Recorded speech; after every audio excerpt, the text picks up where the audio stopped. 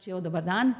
Ovo je druga od 6 podcast emisija Centra za edukaciju i savjetovanje Sunce na temu popularizacije civilne zaštite, osvještavanja građana i edukacije o prijetnjama.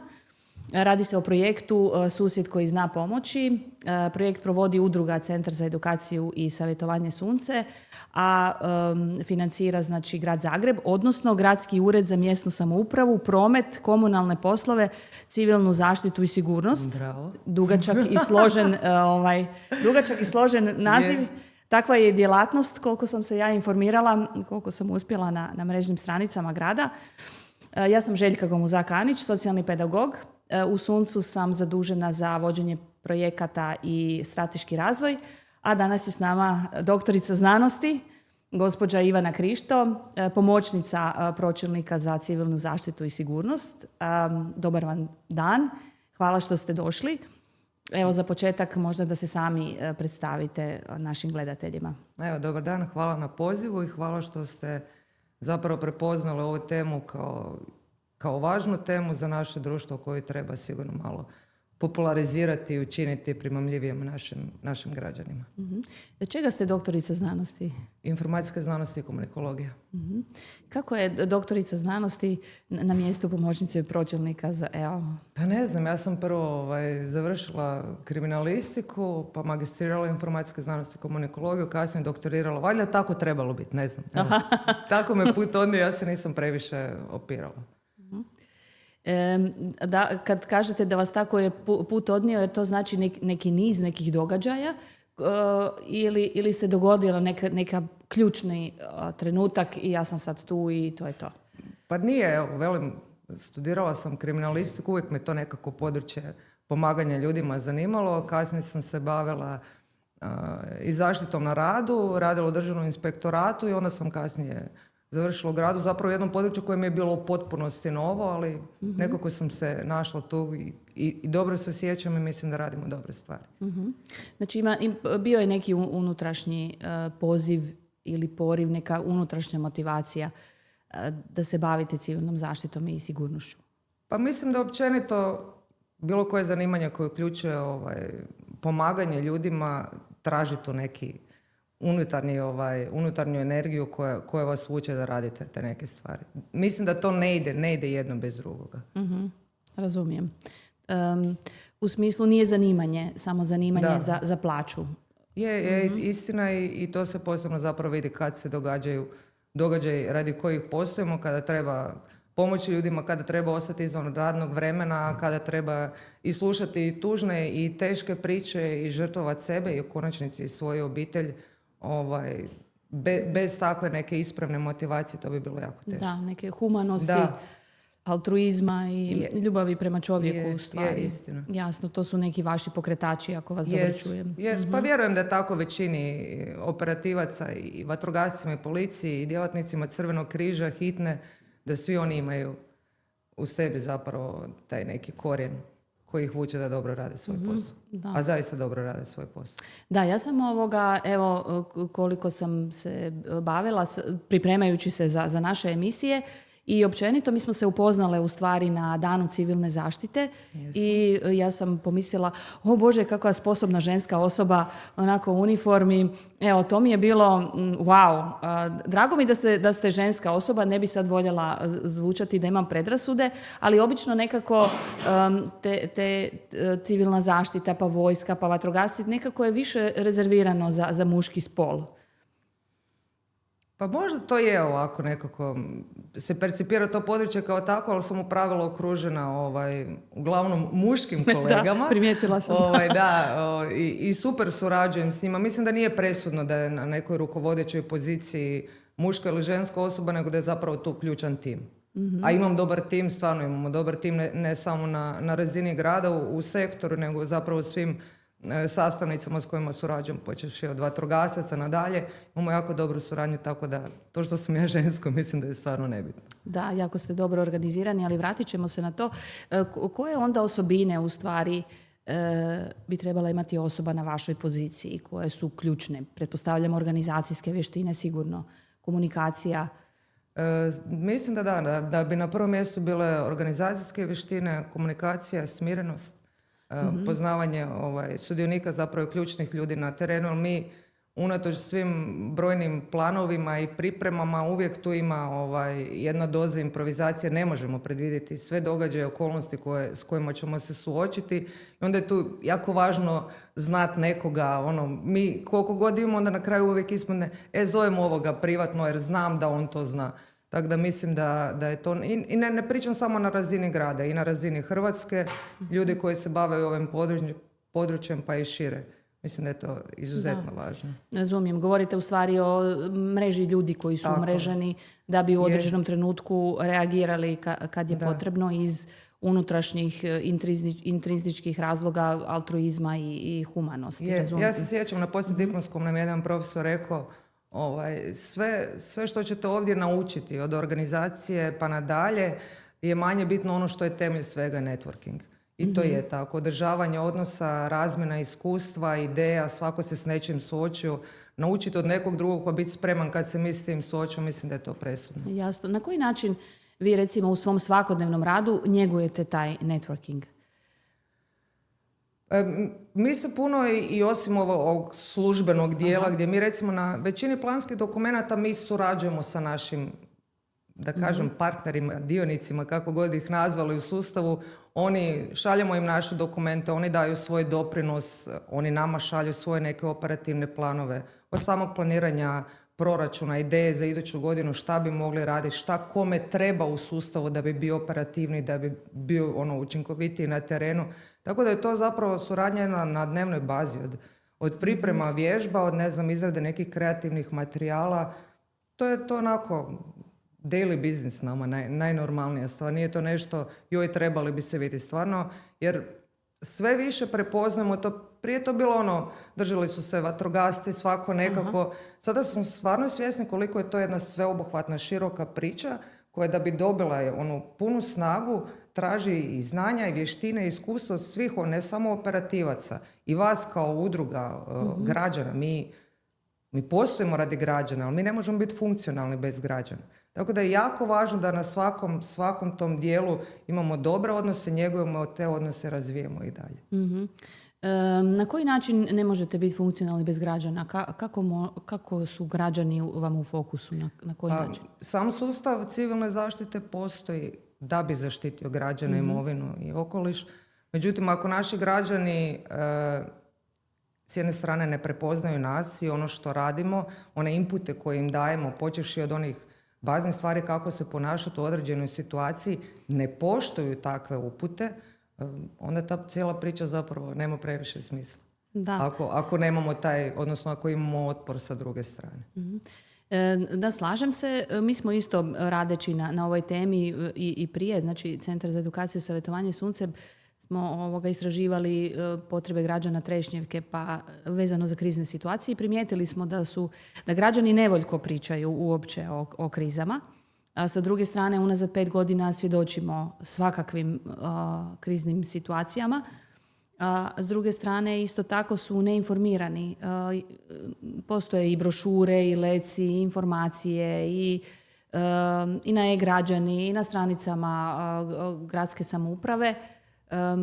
Tako da jedan dio, ja bih rekla da u stvari jedan dio odgovornosti nose i sami građani kao takvi. I često su kritični, onako su mrgudni. Međutim, ja sam primijetila da ste vi kao sustav jako dobro organizirani i što više proučavam tu organizaciju Stožera civilne zaštite Grada Zagreba, sve više vidim da je struktura jasna i horizontalno i vertikalno.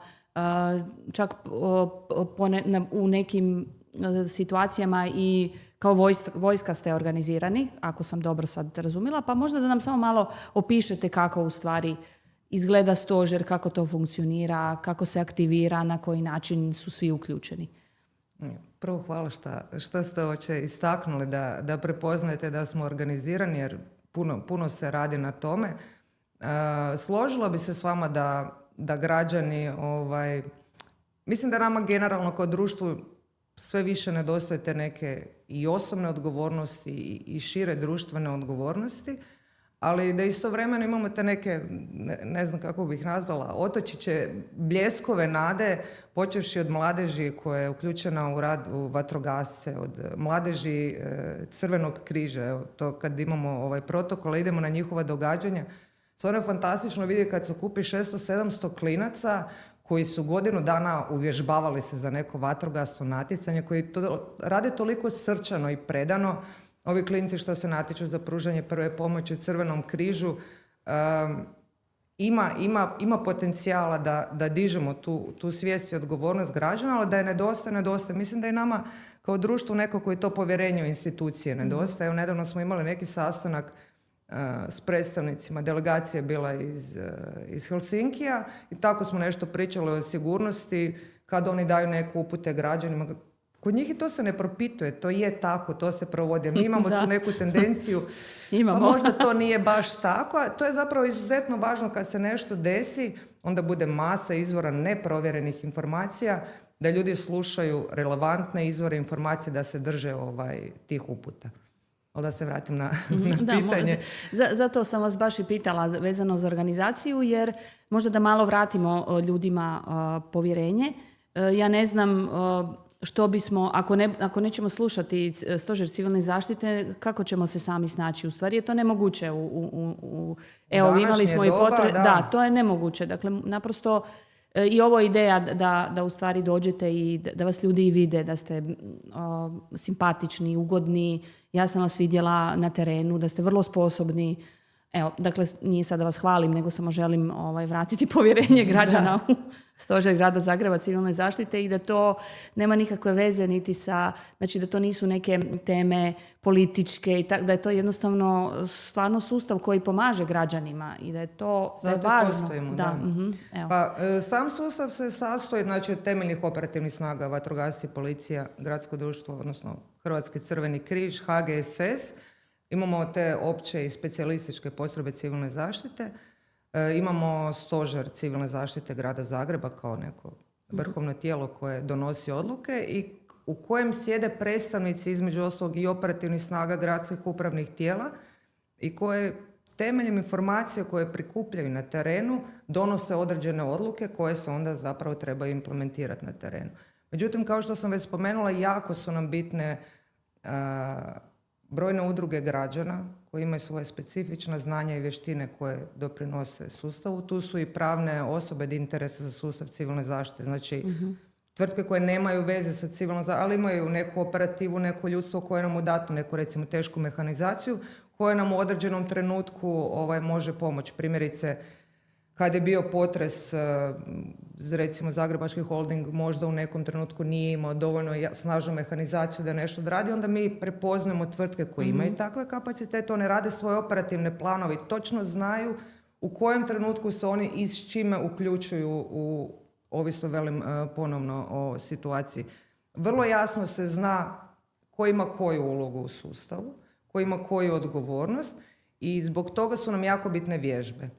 Jer mi, posebice temeljne operativne snage, u njihovu operativnost niko ne sumnja i to je s razlogom, oni se redovito uvježbavaju, opremaju stvarno kapa do poda, što bi rekli, to su fantastični ljudi, predani ljudi. Međutim, opće postrojbe civilne zaštite, građani, naši, jako je važno da oni kada pružaju potporu operativnim snagama, da znaju što raditi, koje su njihove odgovornosti, koga trebaju slušati, da se ne nađemo u situaciji da oni zapravo dodatno zakompliciraju situaciju. Ista je priča i sa udrugama, evo, vi podižete svijest javnosti, informiranje. Udruge koje se bave bespilotnim letjelicama, koje imaju potražne pse. Oni imaju svoje specifične znanje, mi točno moramo znati u kojem trenutku se oni uključuju, što oni mogu pružiti sustavu. Evo. Da. Pa hvala vam. Mi smo u stvari, ja sam i kolegice i mi iz Centra Sunce, htjela sam poručiti građanima da sam ja razvila povjerenje. Ja sam u stvari sretna kad sam vidjela i Crveni križ i to kako to izgleda i nekak sam se pomislila, pa dobro, ja sam od onih nemarnih građana koji gledaju radije humoristične serije nego da se informiraju, šalim se malo, ali nekako sam, bilo mi je drago. Bilo mi je drago i ja ne bih imala nikakvu sumnju, slušala bih sigurno upute Stožera civilne zaštite i možda bi se uključila i u Crveni križ. Pomogla bi ono što sam shvatila da mi građani često u najboljoj namjeri znamo otežati situaciju, dovesti možda dodatnu opasnost i sebe i druge, a da smo pritom imali najbolju namjeru. To treba izbjegavati. I shvatila sam da je važno strpljenje ljudi koji su u potrebi. Naravno da je njima svaka minuta jako dugačka, međutim ne može se u 5 minuta organizirati i odreagirati. Koji je nekakav, recimo, vremenski protek ako se, kad se dogodio potres, kako je to? Vas zovu usred noći. Da, jutro je bilo. Jutro je bilo, klinci trči, jurili smo svi u ured, prikupljale su se informacije s terena. Sustav se inače aktivira u onom trenutku kad procijenimo da temeljne operativne snage više svojim kapacitetima ne mogu pokrivati. I onda oni trebaju podršku, dolaze do aktivacije stožera i svega onog što nam je potrebno da se situacija, recimo, drži pod kontrolom. Tko vama javi? Tko aktivira temeljne snage i tko onda vama javi da se mora uključiti stožer? Mi imamo, kao što sam rekla, svakodnevno komunikaciju, točno znamo na terenu što se događa što se tiče vatrogasnih intervencija, ali u pravilu 112, znači županijski centar 112 je taj koji će reći, ne znam, dobili smo dojavu o pojavi, ne znam, nekog praha u parku, neko je prijavio ili požar je takav da postoji mogućnost onečišćenja kvalitete zraka, trebamo aktivirati nastavni zavod dr. Andrija Štampar da mjeri kvalitetu zraka. Oni su neka, recimo, centralna točka, oni i naši vatrogasci, koji su, da kažem, svojevrsni trigger, ok, imamo tu informaciju, sad po tom pitanju dalje treba postupati, onda se dogovara. Velim, to je onaj dio gdje je jako važno da znamo tko šta radi, ko ima koju ulogu i ko šta može najkvalitetnije napraviti. Da. Ja sam vidjela i da postoje i stožeri na razini gradskih četvrti. Tako je. Kako se oni popunjavaju i tko su u stvari pripadnici nekakvi temeljni? Da li se građani jave? Kako se netko može uključiti i u rad stožera ili postrebi? Ne, biti u postrebi. Znači kako, recimo, ja mogu se uključiti i biti pripadnik civilne zaštite. Ok. Stožer je s jedne strane, postoji odluka jasno ko je član stožera, međutim i stožeri mogu u svoj rad uključiti neko ko ima neka posebna znanja, ne znam, nekog predstavnika znanstvene ili stručne zajednice, ako se radi o nekoj specifičnoj temi. Mi se uvijek zezamo da je to gratis politička uloga, jer zapravo, ne znam, predsjednik vijeća gradske četvrti po defaultu je i načelnik, mi to zovemo mali stožeri.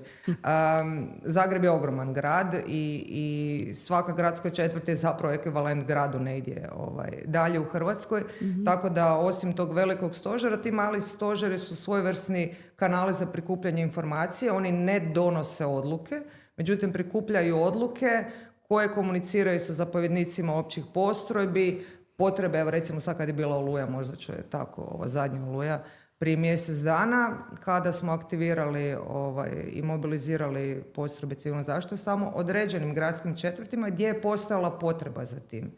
Znači oni su taj, onda oni kažu, ovdje, ne znam, na cesti treba pozvati vatrogasce ili Zrinjevac da uklone neko stablo koje se srušilo, oslobode, ne znam, vozilo koje... To su u stvari osobe koje žive u tom kvartu, žive neki svoj život, dobe opremu, idu na obuku, to tako izgleda. Stožeri, postoji formalno propisana edukacija koju provodi Ravnateljstvo civilne zaštite za članove stožera. Znači tamo imamo predstavnika gradske same četvrti, zapovjednika općih postrojbi, predstavnika Gradskog društva Crvenog križa, predstavnika vatrogasne zajednice i još predstavnike koji su, kažem opet, kao članovi vijeća gradske četvrti. A što se tiče pripadnika općih postrojbi civilne zaštite, to su ne u pravilu, nego to su građani, jel? Koji, svi smo mi zapravo obveznici sustava civilne zaštite do 18. do 65. godine. Dobro, to nisam Međutim, znala. da, ono što je neka zapravo naša želja i što mislimo da je jako važno, da neko nije dio sustava zato što on to mora biti, kao što su recimo vojni obveznici, nego zato što on to želi biti. I mi smo od nekih više od 3000 pripadnika koliko smo imali u bazi, isfiltrirali, da tako kažem, tu bazu i ostali na 500 pripadnika koji su izrazili svoj osobni interes da budu dio sustava civilne zaštite, da uče, da ih možemo opremati, da ih možemo uvježbavati.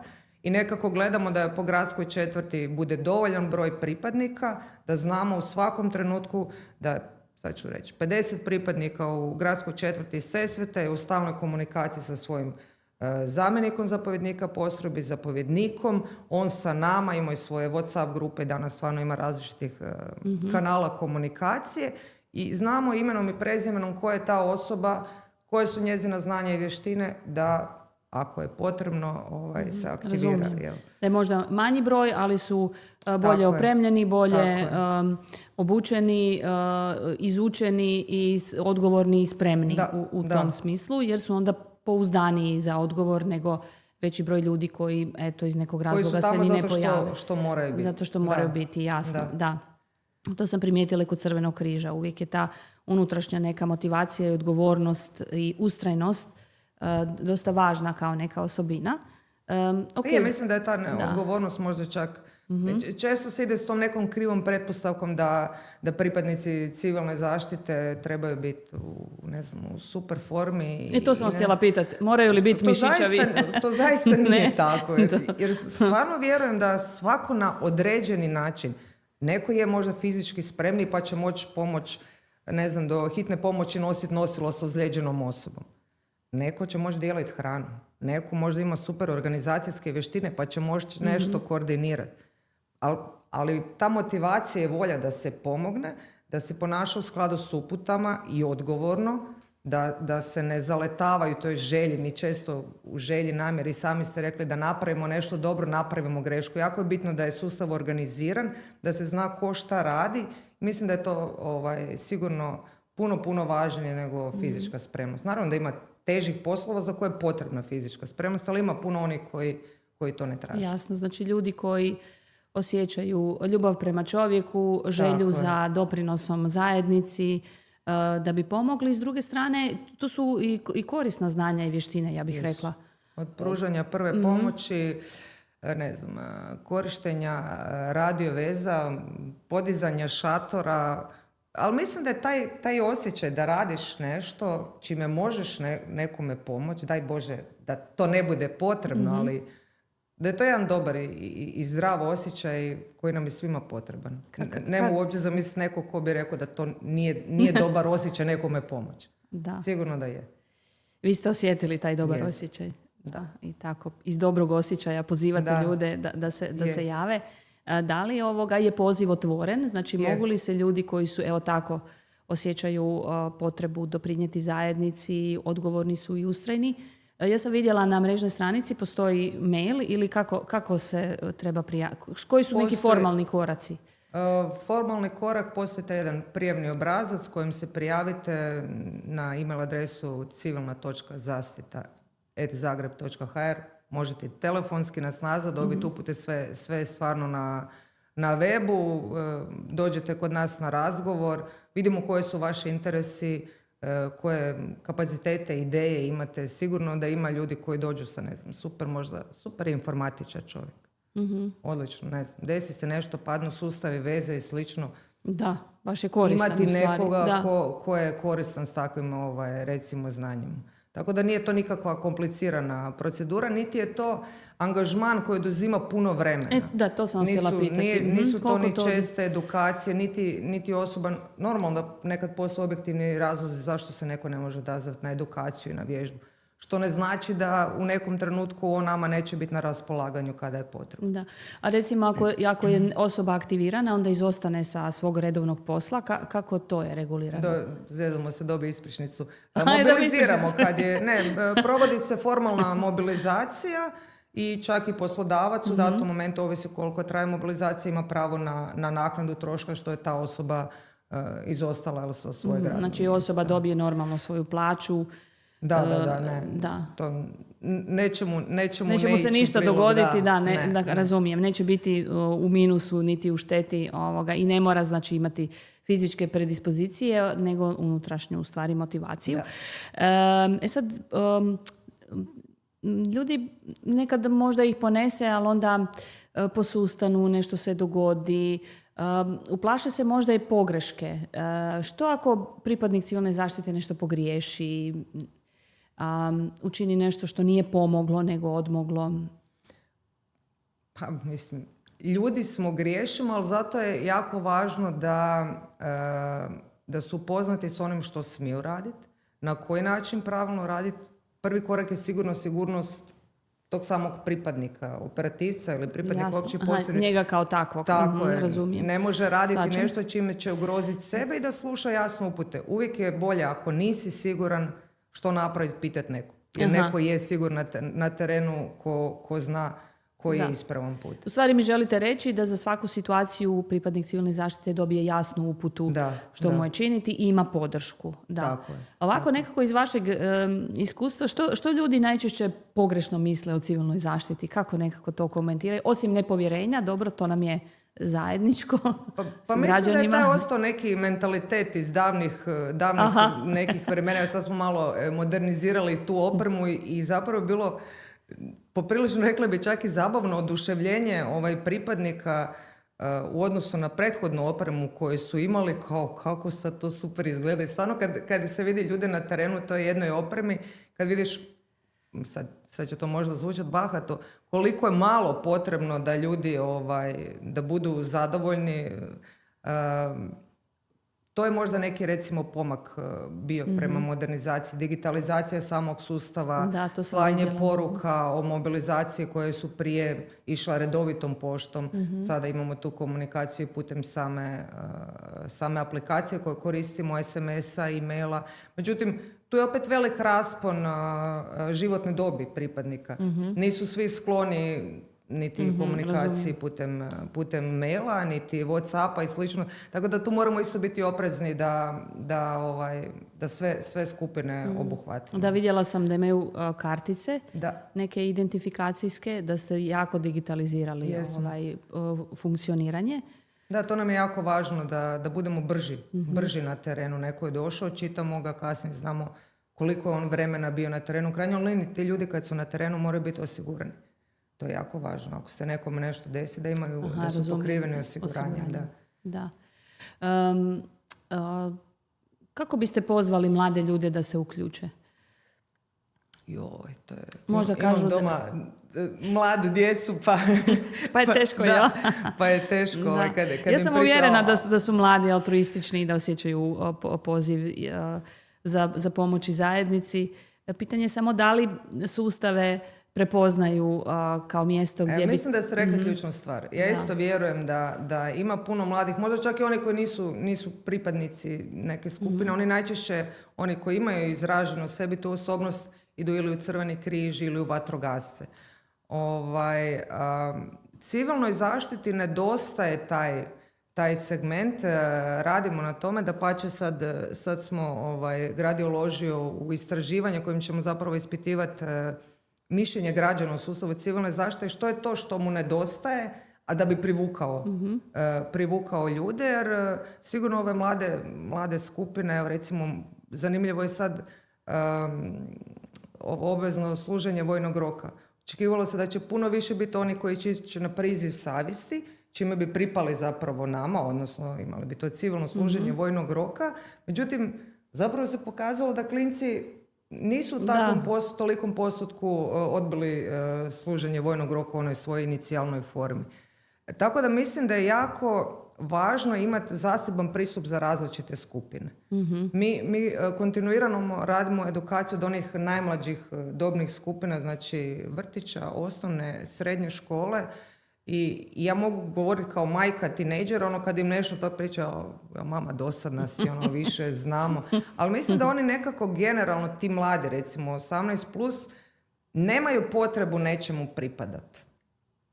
Da mi možda uopće taj segment, idem se u nešto učlaniti, taj sami neki čin formalnosti, da je to nešto što ih zapravo odbija. Ali ne znam, evo vidjet ćemo sad šta će biti sa tim istraživanjem. Možda evo vojska ima neki svoj identitet, pa i vatrogasci, oni su jako popularni. Mi kad smo radili istraživanje, svi vole vatrogasce. Svi vole vatrogasce. Mislim da je to sasvim opravdano. Da, i Crveni križ ima, ali recimo, koja je razlika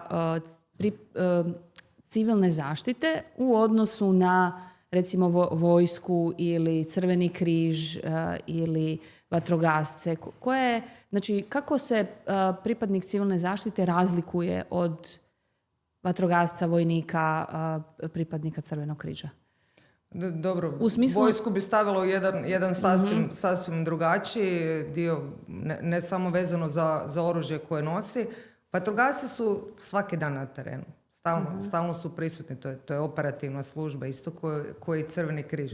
Civilna zaštita kao takva se aktivira onda, kao što sam rekla već, kad te naše temeljne operativne snage ne mogu, kad se nešto desi. A zapravo izuzetno važno u ovo, uvjetno rečeno, mirnodopsko doba... Želite reći kad vatrogasci ne mogu, onda se aktiviraju ti u stvari skriveni heroji.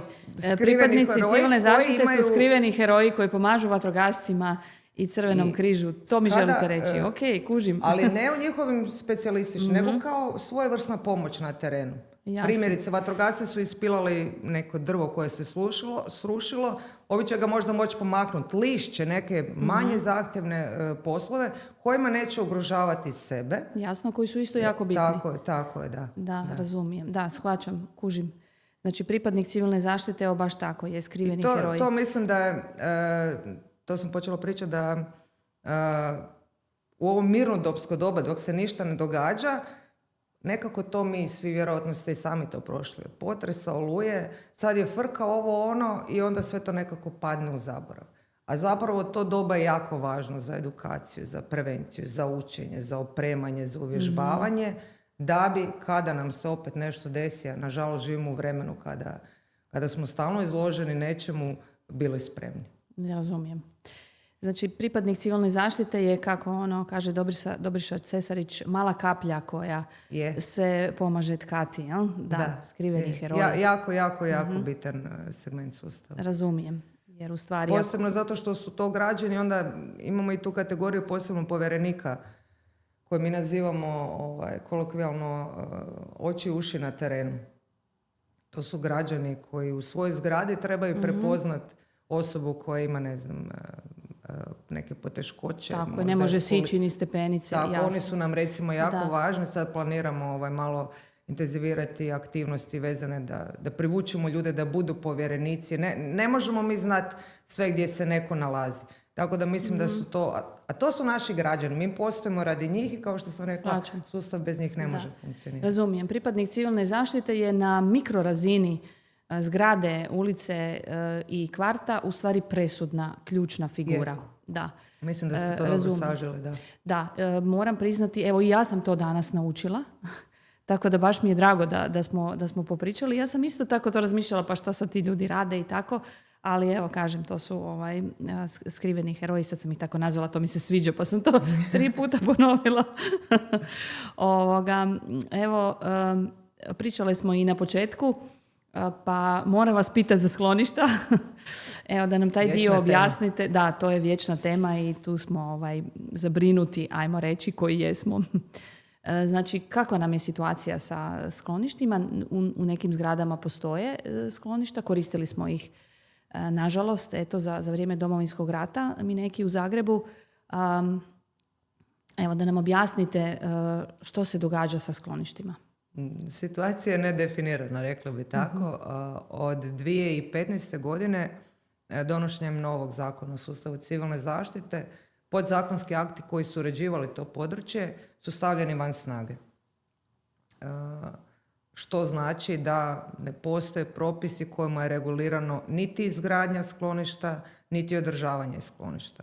Ona skloništa koja se nalaze u privatnim zgradama su zajedničko suvlasništvo stanara. Ona koja su dio gradske imovine se upravo tako i tretiraju kao gradska imovina. Grad upravlja sa nekih 80-ak gradskih skloništa. Ona su pregledana u građevinskom kontekstu početkom agresije na Ukrajinu. Uložena su znatna sredstva da bi ona bila građevinski ispravnom stanju. Međutim, grad kao takav nema pravo upliva u privatnu imovinu, odnosno u vlasništvo. Ne može doći u moju zgradu i otvoriti moje sklonište. Tako da je to zapravo jedno... Prvo, nije dio priče o civilnoj zaštiti, to je nadležnost MORH-a, pitanje rata i ratnih sukoba, ali pitanje koje se redovito pojavljaju, mi smo stvarno od... maltene i dan danas na dnevnoj bazi bude neko pitanje vezano za skloništa toga da li ja mogu kod susjeda sa svojim psom ući u zgradu, hoće li me pustiti susjedi, tako. Nije čudna ta zabrinutost koja postoji od građana, međutim one rizike koje mi prepoznamo zapravo u kontekstu civilne zaštite, sklonište i da ima dostatne kapacitete, da je na raspolaganju dopremljeno, ne bi služilo ni jednom od tih rizika. Aha, ok, razumijem. Ovo sve drugo što imamo i što je u stvari razvijeno i funkcionalno je dovoljno da nas zaštiti od potresa, poplave, pitanje sad da li nuklearne nesreće, to ćemo isto... Skloništa, to međutim, jasno, i sam taj nedostatak skloništa mogu se koristiti u velim datom momentu za situacije za koje se koriste skloništa i podzemne garaže i slično, ali to nije velim područje sustava civilne zaštite. Razumijem. Evo, zanima me ovako, imate iskustva, pretpostavljam, što biste vi voljeli da ste znali prije prve vaše neke velike krizne situacije? Ne znam koja je to bila, možda da nam malo podijelite neka vaša iskustva. Potres, meni je potres osobno ili što se posla tiče? Pa i jedno i drugo, evo. Pa recimo, što se posla tiče, bi voljela da sam imala veću neku emotivnu distancu od situacije. Naravno, tu smo se suočavali sa svakakvim teškim situacijama i tu dolazi zapravo do pucanja slušati neke tužne priče gdje želiš nekome pomoć, a ne možeš pomoć. Istovremeno su to prostori za ljude koje koriste tu situaciju, ali u onom pogrešnom smjeru. Mi koji smo radili isto bili smo i umorni i iscrpljeni, onda i tu dolazi do različitih, ne nosimo se jednako svi sa stresom. Hladna glava sigurno prva stvar, ali to dolazi i sa iskustvom i sa godinama. Osobno bi recimo voljela da sam prije imala sa djecom dogovoreno mjesto gdje se nalazimo kad se nešto desi. Mislim da je to pucale su veze, bile, nije se moglo doći, radiš na poslu, je gužva, ne znam di su mi djeca, to je nešto što nosi, a naravno da bi radio dobro svoj posao, onda nekako privatni dio najvažniji nam je to nam je sigurno svima prioritet, moramo znati da je to jasno. Pod kontrolom. Dakle, to mislim da je to jako važno imati dogovorene protokole, ne samo u ovom nekom službenom dijelu, nego i privatno da se onda možemo posvetiti poslu. Da, razumijem. I to onda pomaže u stvari cijelom sustavu. Ako građani imaju svoje male obiteljske mikroplanove, onda to cijelom sustavu pomaže jer se sinergijski proširi veća funkcionalnost, ajmo to tako reći. Da.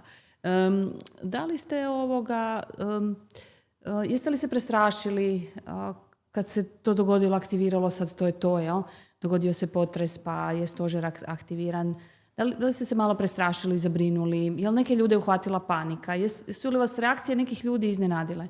Pa bilo je situacija gdje... Ja se osobno nisam, ali nisam taj tip. Ja pod stresom relativno dobro funkcioniram. Ja tek imam onu kasniju reakciju kad sve prođe, ali iznenade te reakcije ljudi. Ali, mislim, to je normalno, ljudski. Ne reagiramo svi na stresor neki jednako, svako drugačije reagira. Zato kažem da je važno je zadržati tu nekako hladnu glavu i promisliti o svemu, imati neki odmak, saslušati, imati uvijek i dobrih i loših ideja, zajednički donositi odluke, a temeljem provjerenih informacija, znati ko je stručan za koje područje, što nam je propisano, na koji način je propisano. Opet, i kad improviziramo, uvijek postoji ta neka doza improvizacije, napraviti to mudro i pametno, paziti koje se informacije dijele, da informacije koje dijelimo s građanima budu vrlo jasne, precizne, svima razumljive a to je nešto što ide iz povjerenja zapravo. I zato je važno sve ovo prije što radimo, Jasno. da bude prepoznato kao nešto kvalitetno, predano, odgovorno, da bi građani imali povjerenje u sustav. Da, mislim da evo, kad ovako razgovaramo pa i vi budete majka zabrinuta za djecu, onda nekako mislim da se mogu ljudi identificirati, pogotovo mame, s vama i tu sigurno raste povjerenje jer budete isti kao i ja sam isto tako, isto Bože, se čovjek ne snađe. Još me zanima recimo, dakle, mladi ljudi bi mogli onda naučiti neka nova znanja i vještine, jel tako? Mogli bi biti korisni unutar svog kvarta kao neki, znači, tihi heroji. Imaju li oni kako bi rekla, imaju li oni neku naknadu posebnu ili to ide samo kao naknada kroz poslodavca i u tom smislu?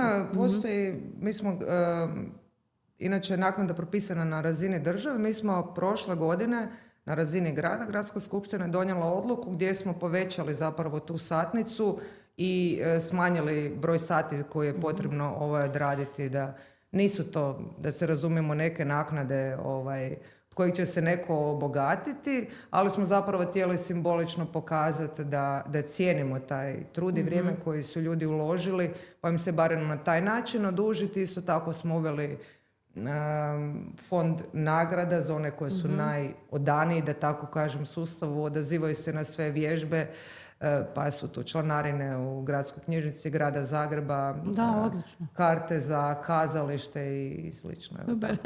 Da.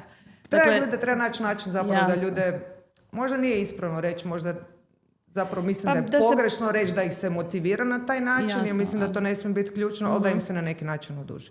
Da se cijeni njihovo vrijeme i njih. Dakle, želite mi reći da osoba koja želi pomagati drugima, svojim susjedima, koja želi doprinijeti zajednici, steći nova znanja i vještine, biti će još i valorizirana kroz nekakve benefite financijske ili nefinancijske i da je to onda u stvari pripadnik civilne zaštite. Kada je mobiliziramo, ona će za to biti nagrađena sukladno odluci.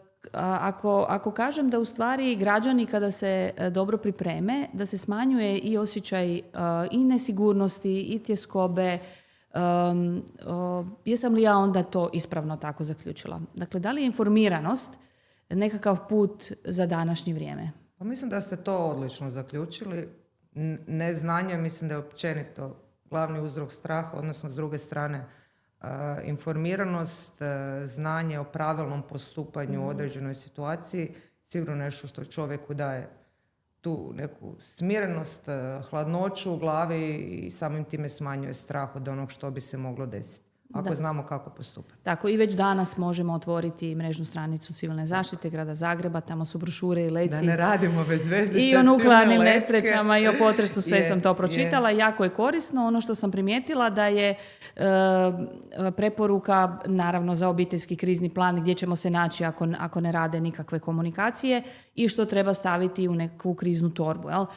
Baterije, ruksak. Da, ruksak, pa treba lijekove, novac, vodu, konzerviranu hranu, baterije, stvari, tranzistora koje imamo i tako. Ja? Evo, to bi bilo, to je stvarno jedna preporuka koja ne traži ni značajna sredstva, ni to oduzima puno prostora, ne ide, a korisno je kad se nešto desi, da imate te neke osnovni, da kažem, set neki za preživljavanje. Da, možemo ga negdje staviti, možda ne mora biti u torbi, ali da na brzinu možemo strpati u torbu.